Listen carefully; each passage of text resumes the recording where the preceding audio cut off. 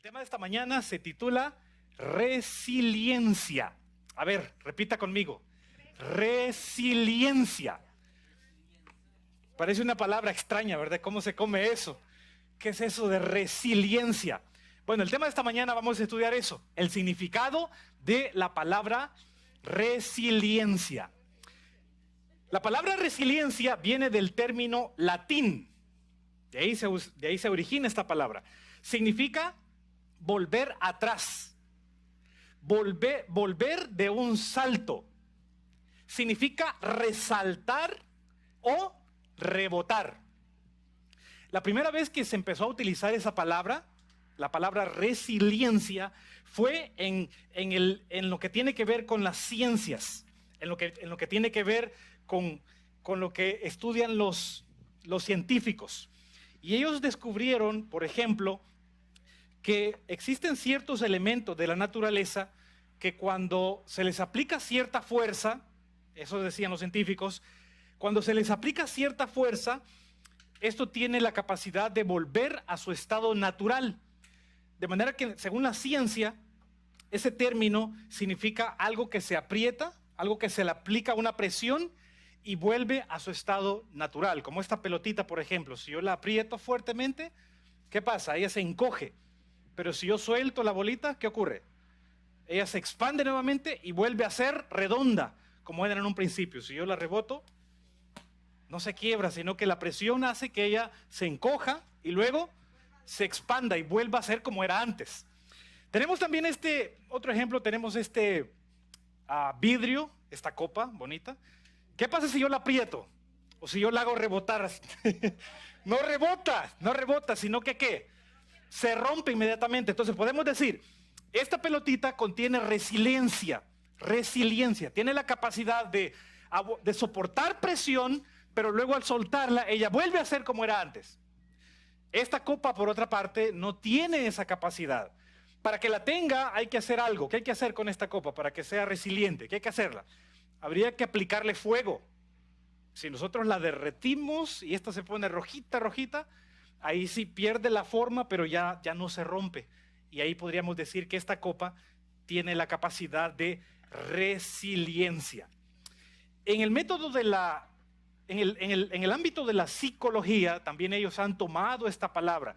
A partir del año más o menos 1970, los psicólogos empezaron a tomar esta palabra y la aplicaron también en la psicología. La palabra que nace en el latín y que también ha sido utilizada en la física y en la química. Cuando la aplican a la psicología, ya tiene otro significado. Y resiliencia, en el caso de la psicología, significa la capacidad para sobreponerse a situaciones extremas. Ahí está hablando de personas ya, ahí no estamos hablando de pelotitas o de vidrio. Estamos hablando de seres humanos. El sinónimo en español de resiliencia sería fortaleza. Repita conmigo. Fortaleza. Si hablamos de resiliencia, es lo mismo que decir fortaleza. O también resistencia. Eso significa en español. Resiliencia es resistencia. Es una cualidad para poder adaptarse a los cambios estresantes de la vida, para recuperarse de las dificultades. La resiliencia es la respuesta a la tragedia, a la crisis o a otros cambios que alteran la vida, que nos permiten seguir adelante a pesar de la pérdida. Vivimos nosotros en un mundo que está caído, en un mundo contaminado de pecado.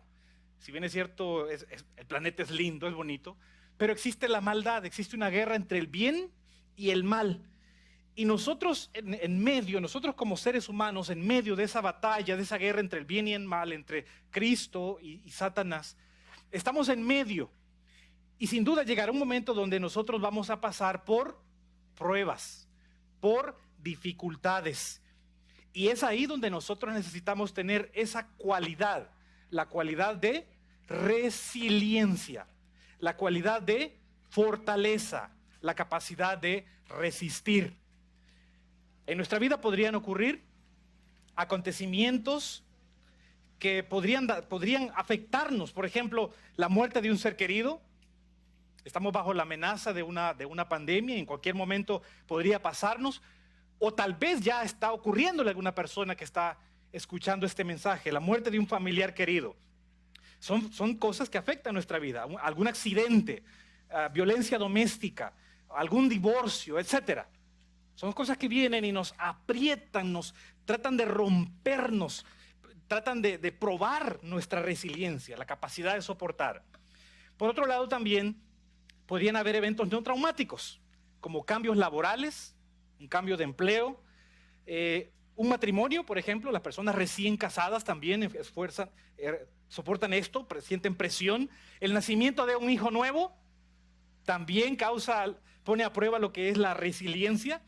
O el cambio de residencia, o sea, cambiarse de casa, vivir en otra parte. Sin duda, en algún momento hemos nosotros sido probados de nuestra fortaleza, nuestra resiliencia. En la Biblia quiero compartir con ustedes por lo menos 3 ejemplos de personas que fueron probadas, que fue probada su fortaleza, su resiliencia. El primer ejemplo, ustedes recordarán a José. Este jovencito de 17 años. ¿Qué ocurrió con él? El padre lo manda para sus hermanos. Le dice el padre, mira, anda a tus hermanos, llévales comidita, quiero saber cómo están haciendo, cómo van con las ovejas. Anda, cuídalos. Y como resultado, cuando él va con la comidita, cuando él va para cuidar a sus hermanos, ¿qué ocurre? Sus hermanos lo agarran, lo meten en un foso y lo venden, su propia familia.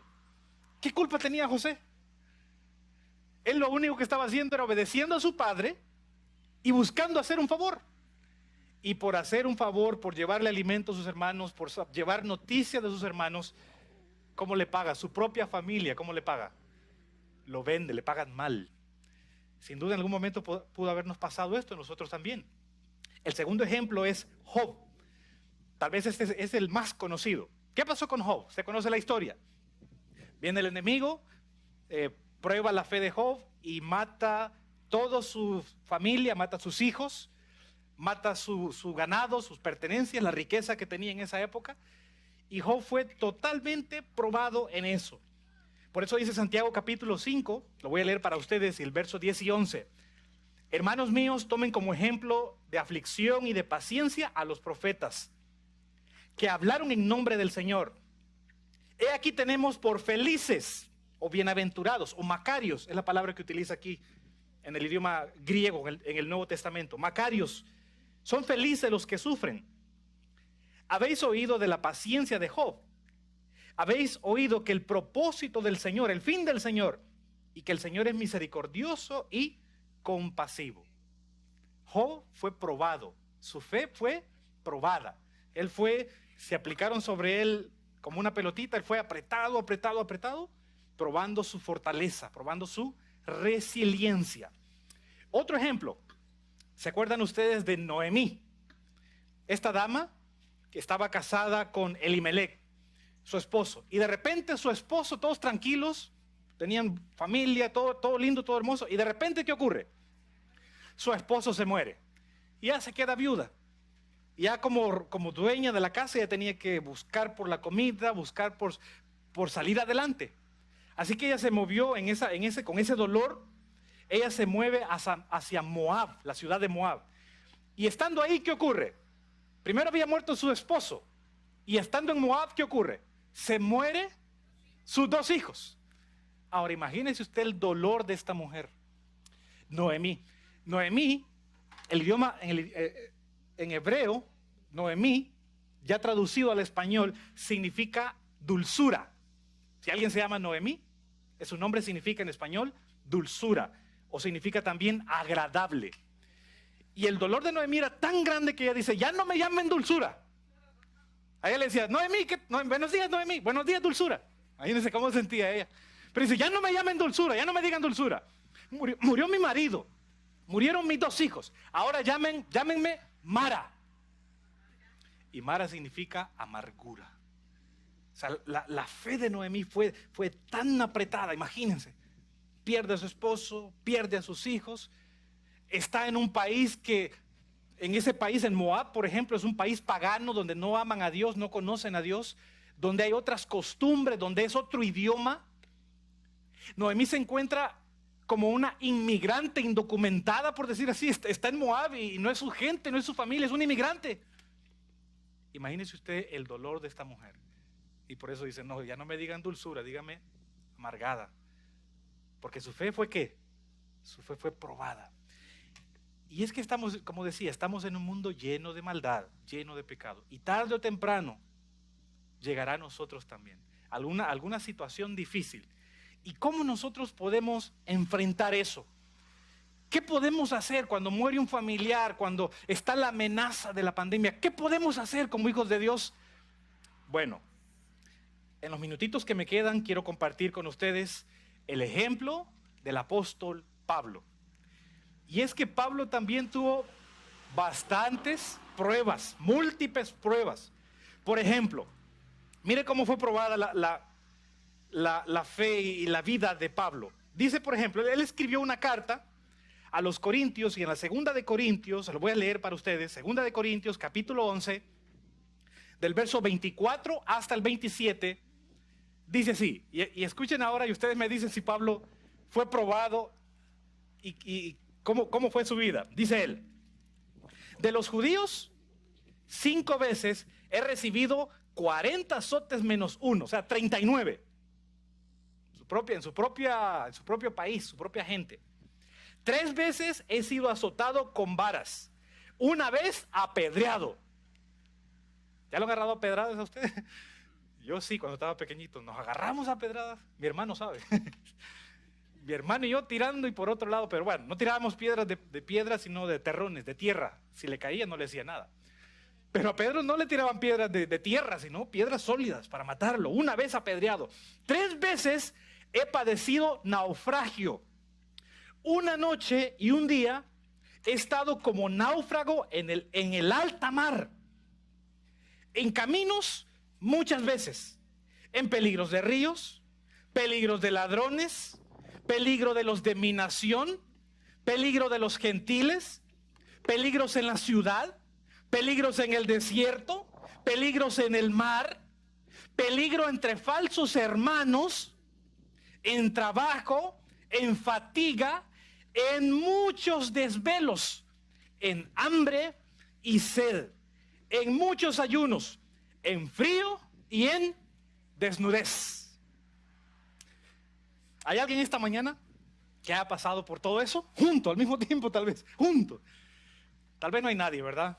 Sí hemos tenido momentos difíciles. Pero como este hombre tal vez ninguno de nosotros. Hambre, sed, persecución. ¿Y cómo hacía este hombre para mantenerse fiel?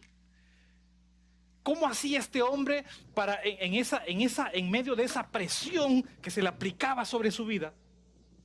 ¿Cómo hacía Pablo para soportar y ser un hombre resiliente? ¿Qué hacía él? ¿Qué cualidades tenía? Bueno, vamos a estudiar ahora algunas cualidades que tenía Pablo. Y ahí en Hechos 27, ahí vamos a encontrarlas, algunas cualidades. ¿Qué estaba ocurriendo en Hechos capítulo 27? Lea conmigo, abra su Biblia, Hechos 27, y ahí dice, Pablo es enviado, ¿a dónde? Es enviado a Roma. Lea conmigo algunas características. Por ejemplo, en el verso 1, Hechos 27:1 dice, cuando se decidió que habíamos de navegar para Italia, entregaron a Pablo y a algunos otros presos a un centurión llamado Julio, de la compañía Augusta, y embarcándonos en una nave adramita que iba a tocar los puertos de Asia, zarpamos y estando con nosotros Aristarco, macedonio de Tesalónica. Y ahí sigue narrando y narrando. ¿Qué es lo que está pasando con Pablo? ¿Qué está pasando con él? ¿Qué ocurre? ¿Cómo está Pablo en este momento de su vida? ¿Qué es él? Es un preso. Está encadenado. Está detenido. Está bajo el mando de un centurión. Un centurión quiere decir un capitán de 100 soldados. O sea que están está Pablo, está encadenado y hay 100 soldados que lo están cuidando, no solamente a él, sino están cuidando también a los demás presos, hombres malos tal vez, que estaban ahí. Así que tenemos, Pablo está preso, está encadenado. Verso 3. Al otro día dice, aquí está escribiendo Lucas escribe el libro de Hechos. Al otro día llegamos a Sidón y Julio, tratando humanamente a Pablo, le permitió que fuese a los amigos para ser atendido por ellos. De acuerdo con el espíritu de profecía, en el libro Hechos de los Apóstoles, menciona en el capítulo 42 de ese libro inspirado, menciona que Pablo, a esta altura, él estaba delicado de salud. O sea, esto ocurre ya casi al final de su ministerio. Está delicado, o sea, estaba enfermo. Entonces tenemos cualidades. Número 1, está preso. Está encadenado. Está preso. Está siendo llevado y viajando por el mar, viajando por el océano. Verso 9. Habiendo pasado mucho tiempo y siendo ya peligrosa la navegación, por haber pasado el ayuno, Pablo los amonestaba. Otra característica que vemos aquí, aparte de estar preso, aparte de estar detenido, vemos que Pablo en este viaje está lleno de peligro. Y es posiblemente eso lo que estaba mencionando en Corintios, cuando él dice, estuve a la deriva, estuve naufragando en alta mar. Posiblemente a eso se refiere, a lo que ocurrió aquí cuando él era llevado a Roma. Así es que él está preso, está siendo custodiado por 100 soldados, está mal de salud, está en un viaje peligroso, que en el medio del mar, pues, ¿quién lo salva? ¿Quién lo defiende? Y luego dice en el verso 42, entonces los soldados acordaron matar a los presos para que ninguno se fugase nadando. ¿Qué más pasaba con Pablo? Su vida estaba ¿dónde? Su vida estaba en peligro. La gente decía, aquí le vino una gran tormenta, el barco empezó a ser agitado por el mar y estaba a punto de destruirse. Entonces los soldados dijeron, para que nadie se escape, lo vamos a matar a todos, incluyendo a Pablo. Entonces su vida estaba en peligro también de ser muerto. Pero la pregunta que nos hacíamos al principio es, ¿qué sostuvo a este hombre? ¿Qué es lo que hacía que este hombre no fuera de vidrio y se rompiera delante de la prueba? Delante de cualquiera de nosotros, ¿qué habría hecho en esa situación? ¿Qué habríamos hecho? Imagínense, en el mar no hay dónde ir. En el mar, por muy buen nadador que sepa uno, pues los tiburones se lo comen. No hay agua potable, todo es sal. Cualquiera de nosotros nos volvemos locos en esa situación. Pero este hombre tiene un temple, tiene una fuerza, tiene una fortaleza. ¿Qué tenía este hombre? ¿Qué hacía que él se mantuviese firme en medio de la adversidad, con peligro de muerte, hambre, enfermo? ¿Qué hacía que este hombre no se partiera en pedazos? ¿Qué hacía? Bueno, esa pregunta, por todos estos años, desde el año 1970, los psicólogos se la han hecho también. Y han dicho, ¿cómo es que las personas, o qué tienen las personas que después de una gran prueba son capaces de restaurarse, de recuperarse? Y hay muchos psicólogos y doctores, psiquiatras que han investigado y han hecho varios estudios. Y ellos han descubierto, por ejemplo, que las personas resilientes, que tal vez tuvieron un padre alcohólico, vienen de una familia rota, de un hogar disfuncional, que tal vez fueron maltratados cuando estaban pequeñitos, pero cuando crecieron eso no les afectó, sino que se volvieron en hombres y mujeres de éxito, que tal vez se criaron solo con su abuela, no conocieron ni a su padre ni a su madre, pero salieron adelante. ¿Qué cualidades tienen ellos? Bueno, de acuerdo con los psicólogos, ellos dicen, las personas resilientes tienen por lo menos 3 cosas en común, o 3 características. Ellos dicen, número 1, las personas resilientes identifican la situación. Repita conmigo, identifican. Dice los estudios, las personas resilientes identifican la situación, se genera una expectativa de que toda persona optimista puede superar las dificultades. Es la primera característica. Esto de acuerdo con los psicólogos.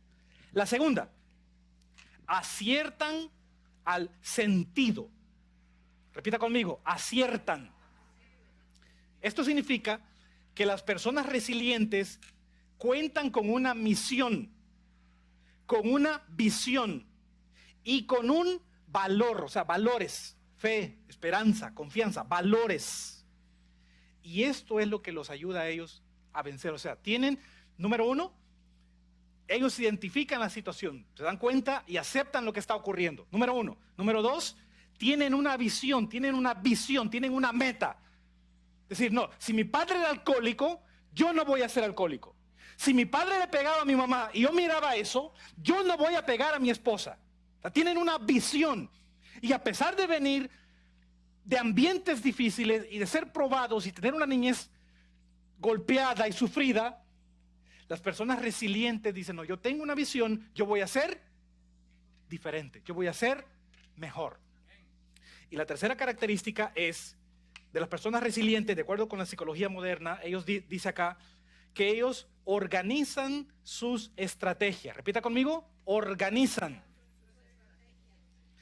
Esto significa que saben hacer lo máximo con lo que tienen a su mano.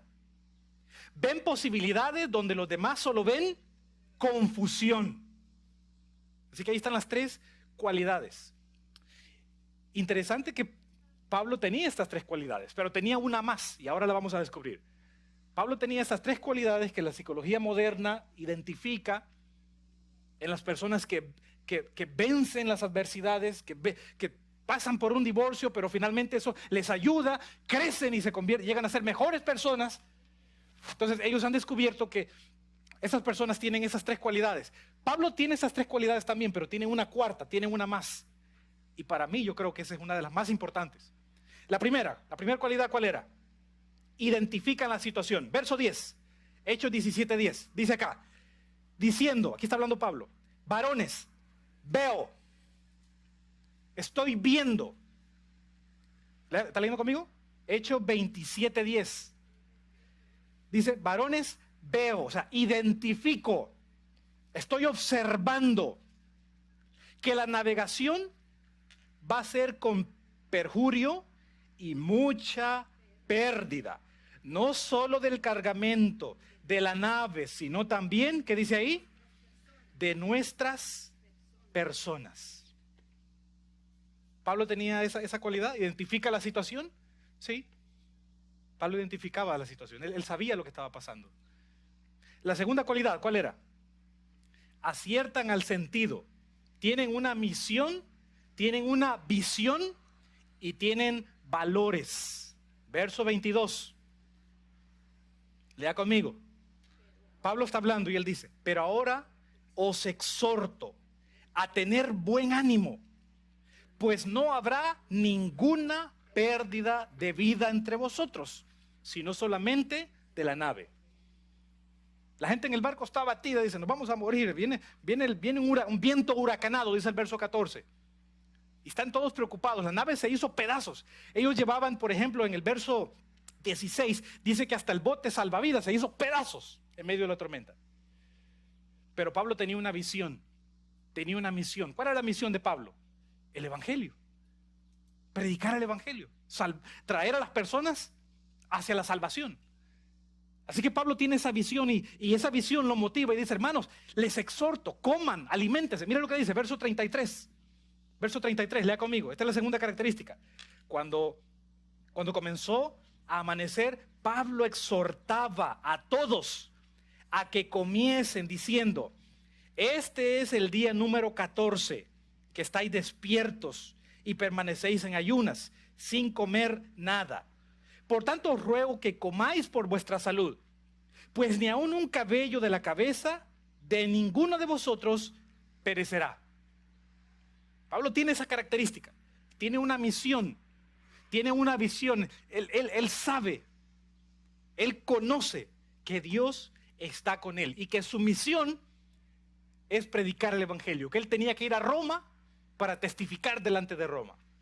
Y la última, organizan sus estrategias, usan lo que tiene a la mano. Pablo justamente hizo eso también en este viaje. Usó lo que tenía a la mano. En el verso 31, Pablo dice, le dijo al centurión y a los soldados, si estos no permanecen en la nave, vosotros no podéis salvaros. Está viendo las personas y dice, son necesarias. Porque ellos querían, en medio de la tormenta, querían nadar, tirarse y buscar una isla. Y dicen, no, si ellos se van, morimos todos. Son necesarios, tienen que quedarse. Pablo le dice eso al capitán. Y con eso, con lo que tenía a la mano, él vio las posibilidades donde los demás miraban confusión. Así que de acuerdo con la psicología moderna, lo que hace que una persona se mantenga firme a pesar de la adversidad es que ellos reconocen la situación, número uno. Número dos, ellos tienen una visión, una misión y valores. Y número tres, ellos organizan las estrategias y ellos con lo que tienen a la mano se organizan y ven posibilidades donde los demás ven confusión. Ahora, Pablo tiene la cuarta característica, que es lo que le ayudó, yo creo que es la principal, es la base principal, que le ayudó a él para que él llegara a ser una persona no de vidrio, sino una persona resiliente, una persona con fortaleza. ¿Cuál es esa característica? Léala conmigo. Verso 23. Estamos leyendo el libro de los Hechos de los Apóstoles, capítulo 27 y el verso 23. Pablo dice, porque esta noche ha estado conmigo el ángel del Dios de quien yo soy, a quien yo sirvo, diciendo, Pablito, no temas. Es necesario que compadezcas ante César. Y aquí Dios te ha concedido todos los que navegan contigo. O sea, aparte de las tres características que identifican a una persona resiliente, Pablo tenía una cuarta característica. Y esta es la principal. Y esta puede hacer la diferencia en usted y en mí. Pablo tenía una relación con Dios. El Dios a quien yo sirvo. El Dios al que yo le pertenezco. Yo no soy mío. Todo lo que tengo no es mío. Todo le pertenece a Dios. Pablo dice, al Dios al que yo pertenezco, de Él soy y a Él sirvo. Esta es la cualidad principal que hizo que Pablo, en medio de hambre, en medio de frío, en medio de persecuciones, en medio de peligro de muerte, en medio de hermanos que le hacían una cara, pero por detrás lo criticaban y lo querían matar, meter preso, Pablo se mantuvo firme. Pablo fue una persona resiliente, una persona llena de fortaleza, porque tenía una relación con Dios. Tenía una amistad con Dios. Tenía su confianza puesta en Dios. El doctor David H. Rosmarin, él es un doctor que él escribió en la revista de Psicología y Psiquiatría. Él publicó un artículo y él descubrió lo siguiente. De acuerdo con David H. Rosmarin, es un doctor judío, vive aquí en los Estados Unidos, y él escribió lo siguiente. El profesor de psiquiatría de la Universidad de Harvard, él dice, creer en Dios mejora el bienestar psicológico del individuo. ¿Cuál? Creer en Dios. El estudio abarcó a 159 pacientes y puso de manifiesto que los que no creían en Dios tardaban 2 veces más en responder positivamente al tratamiento de los que admitían creer. Él descubrió también que las personas que creían en Dios eran más fuertes, no tenían tendencias al suicidio, porque tenían fe, tenían confianza. Él descubrió eso, el doctor David Rochemarin. Quizá por eso, en el libro Ministerio de Curación, en el capítulo 30 y en la página 281, dice lo siguiente: el Evangelio simplifica maravillosamente los problemas de la vida. Lo voy a repetir. Dice este libro, Ministerio de Curación, capítulo 30, página 281. El Evangelio simplifica maravillosamente los problemas de la vida. Si yo pregunto, ¿quién no tiene problemas? ¿Quién no tiene? Nadie va a levantar la mano. Todos tenemos problemas, problemas económicos, problemas familiares, problemas de temor, problemas de desánimo. Pero viene aquí, se levanta Pablo, y Pablo dice, el Dios al que yo sirvo, ese me sostiene. Y viene el Ministerio de Curación y dice, el Evangelio hace fáciles, simplifica, ayuda a a enfrentar los problemas de la vida. Vale la pena entonces seguir a Dios. Vale la pena entregarse a Dios y decir, yo te pertenezco. Yo a quien, cuando nos pregunte, ¿quién eres? Yo soy Juan, yo soy Pedro, siervo de Dios. Pertenezco a Dios. Pablo tenía esa cualidad. Y eso era lo que permitía que él se convirtiera en una persona resiliente. Para terminar, quiero que leamos 3 versículos. Y con eso terminamos. Porque, ¿cuáles son los resultados de una persona que tiene pruebas, las enfrenta, las vence? ¿Cuáles son los resultados que esta persona experimenta? Primera característica, 2 de Corintios, ¿lea conmigo? Vamos a leer 3 versículos ahora. 2 de Corintios, capítulo 12, y vamos a leer del verso 9 en adelante.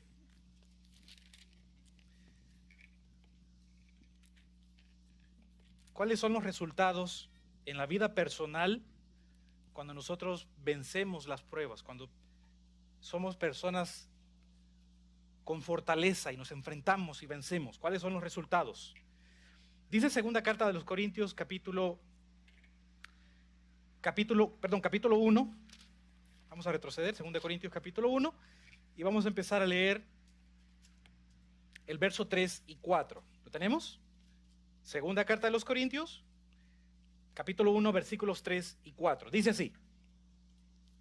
¿Lo tenemos? Bendito sea el Dios y Padre de nuestro Señor Jesucristo, Padre de misericordias y Dios de toda consolación, el cual nos consuela, nos ayuda en todas, ¿qué dice ahí? Qué lindo. Esta es la diferencia entre creer y no creer en Dios. Creer en Dios significa que Dios nos consuela, Dios nos ayuda, Dios nos fortalece a enfrentar todos los problemas de nuestra vida. Y aquí lo dice la Escritura, nos consuela. ¿Con qué propósito? ¿Para qué Dios nos consuela a nosotros? ¿Para qué? Para que podamos también nosotros consolar a los que están en cualquier tribulación por medio de la consolación con que nosotros somos consolados por Dios. ¿Cuál es el resultado? ¿Por qué Dios permite a veces pruebas? Hay cosas que no entendemos. ¿Por qué muere un familiar? ¿Por qué mueren los niños? ¿Por qué muere alguien al que más amamos? Y a veces no entendemos. Y son cosas que a veces Dios las permite también. Dios no las manda, sino las permite. Porque a través de la prueba, Dios quiere desarrollar en nosotros nuestro carácter. Y las personas que se toman de la mano de Dios, que sostienen de la mano de Dios, así como Pablo, y pasan la prueba, al final Dios los utiliza a ellos para que ellos mismos que ya pasaron por la prueba, que ya vencieron la prueba, ellos ayuden a los demás. Ocurrió en el año 1937, nació Boris Cyrulnik, es un francés, Boris Cyrulnik, nació en 1937, todavía está vivo. tiene ahora 83 años. Boris nació en un hogar, digamos, creyente. Su familia es judía. Y ahí aprendió la Torá, aprendió de Dios, aprendió de las Escrituras. Sin embargo, durante la Segunda Guerra Mundial, Boris perdió a sus padres. En las persecuciones de Adolfo Hitler, sus padres murieron en la cámara de gas. Murieron intoxicados, los mataron en la Segunda Guerra Mundial. Y Boris apenas era un niño en esa época. Así que Boris tuvo que huir, él tuvo que salir huyendo para poder sobrevivir, huyendo de Hitler. Y él escapó de los campos de exterminio alemán. Ahora, ¿puede imaginarse usted este niño? ¿Cómo se sentía este niño sabiendo que un país, sabiendo que un presidente le había matado a sus dos padres y que era huérfano? ¿Cómo creen que se sentía? ¿Sí? Lleno de odio, lleno de coraje, de rencor. Pero a medida que él fue creciendo y los principios que aprendió en casa, los principios de Dios, le ayudaron a Boris a poner en orden su vida. Él siguió los mismos pasos de las personas resilientes. Él empezó a evaluar. Finalmente él tomó una decisión. Todas las experiencias que él pasó lo motivaron a estudiar psiquiatría. Eso es lo que él estudió. Y dedicó toda su carrera para el tratamiento de niños traumatizados. Todo el rencor que él sentía por la guerra y todo el trauma, él estudió y se convirtió en un doctor para ayudar a los niños que habían pasado por el mismo trauma que él había tenido. O sea, en vez de vengarse, en vez de decir, él pudo decir, voy a ser soldado y voy a matar a Hitler, voy a combatir contra Hitler. No, él dijo, voy a ser un doctor y voy a ayudar a las personas que pasaron por lo mismo que yo pasé. Qué linda actitud de este hombre.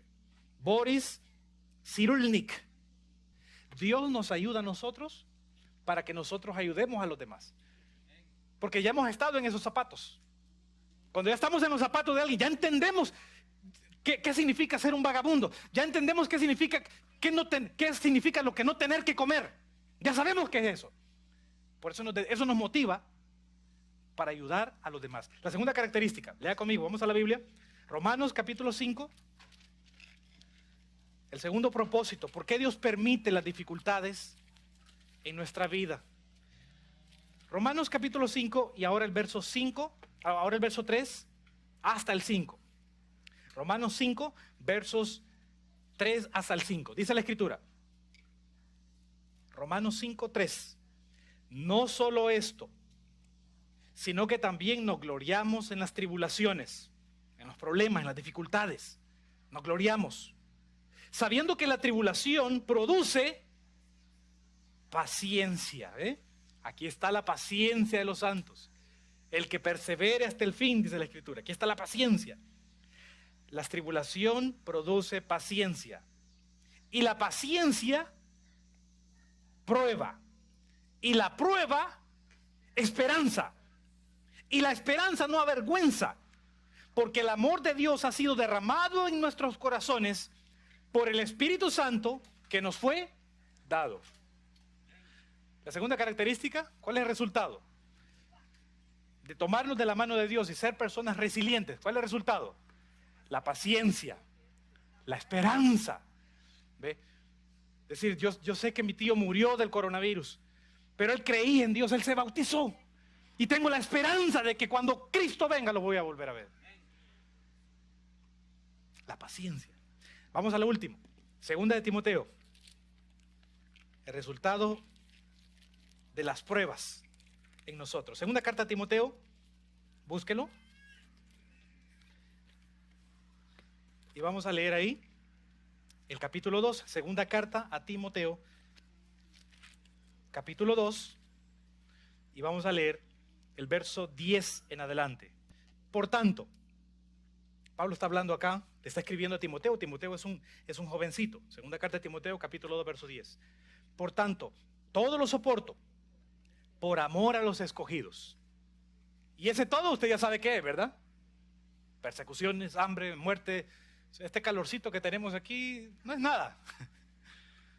Pablo sí aguantó todo por amor a los escogidos. Esta era su visión Su visión es que las almas se salven, que las personas conozcan el Evangelio. Porque el Evangelio es lo que da el poder para vencer. Por eso él dice, todo lo soporto, para que ellos también obtengan la salvación que es en Cristo Jesús con gloria eterna. Palabra fiel es esta: si somos muertos con Él, si hemos muerto a nosotros mismos, si hemos nacido del agua y del Espíritu, si hemos nacido en Cristo, si hemos sido bautizados, si le pertenecemos a Dios, si somos muertos con Él, también viviremos con Él. Wow, mire la esperanza de Pablo, las palabras de Pablo. Verso 12: si sufrimos, también reinaremos con Él. Si le negamos, Él también nos negará. Si rechazamos el Evangelio, cuando Cristo venga, Él nos va a rechazar. Va a decir, Mateo 7:21, no os conozco, apartaos de mí, obradores de maldad. Hoy, en este día, Dios no rechaza a nadie. Cristo dice, al que a mí viene, no le echo fuera. ¿Cuándo es que Dios va a rechazar? En su segunda venida. Ahora hay oportunidad, ahora hay esperanza. No importa nuestra vida pasada, hoy podemos venir a Cristo Jesús. Así que si sufrimos, reinaremos con Él. Si le negamos, Él nos negará. Si fuéramos infieles, si le fallamos, Él permanece fiel. Y esto es lo más lindo: Dios no puede negarse a sí mismo. Dios es amor y Él no puede negarse. Él desea fortalecernos, Él desea ayudarnos. Ojalá que el momento cuando llegue la prueba en nuestra vida, podamos seguir el ejemplo de Pablo. Podamos decir a partir de hoy, el Dios de quien yo soy, el Dios a quien yo sirvo. Sí, en medio de la pandemia, el Dios a quien yo sirvo, ese me va a sacar adelante. Puede venir la muerte, puede morir alguno de nosotros, pero si estamos en Cristo ya estamos listos. Si estamos en Cristo ya estamos listos. Podría venir el virus hoy mismo, y las personas que le da el virus, lo más que dura son 10 días. Pero si estamos en Cristo, Él nos da la fortaleza para resistir. Viene la prueba y dices, pero si sufrimos aquí, vamos a vencer, vamos a reinar con Él. Amén. Que Dios nos ayude a tener esa fe, la fe que tuvo Pablo. Yo no sé la prueba que estás pasando, pero si Pablo fue vencedor, nosotros también podemos ser vencedor en Cristo Jesús. Amén. Que Dios les bendiga a todos.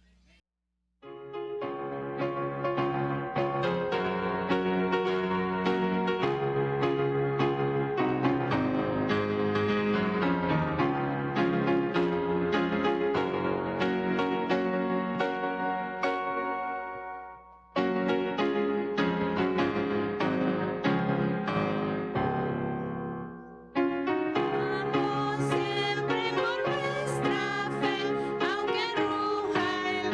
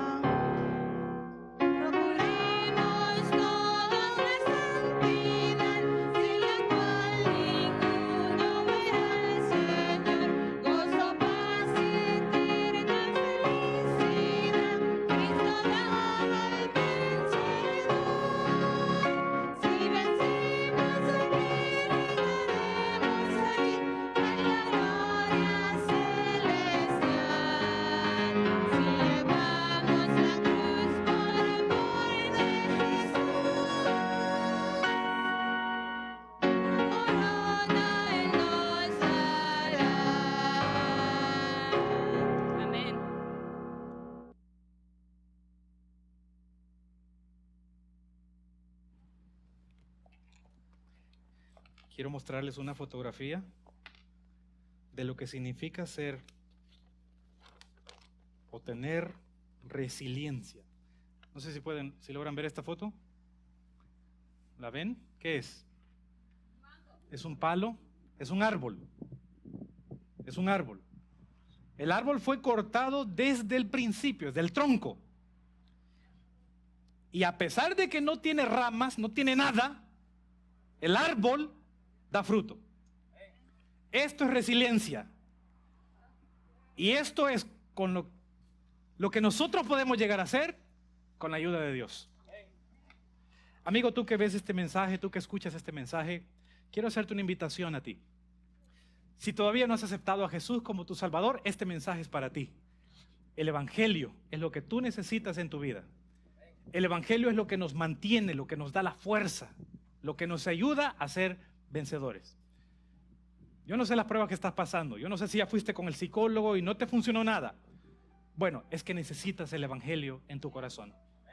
Yo no sé las pruebas que estás pasando. La muerte de un familiar, un divorcio, pérdida del trabajo. Yo no sé los problemas. Pero quiero decirte, hay solución. Hay esperanza. El Evangelio quiere alcanzarte a ti. Y si hay alguien esta mañana de nuestros invitados, las palabras son para ti también. La invitación es para todos. El Evangelio nos ayuda a ser vencedores.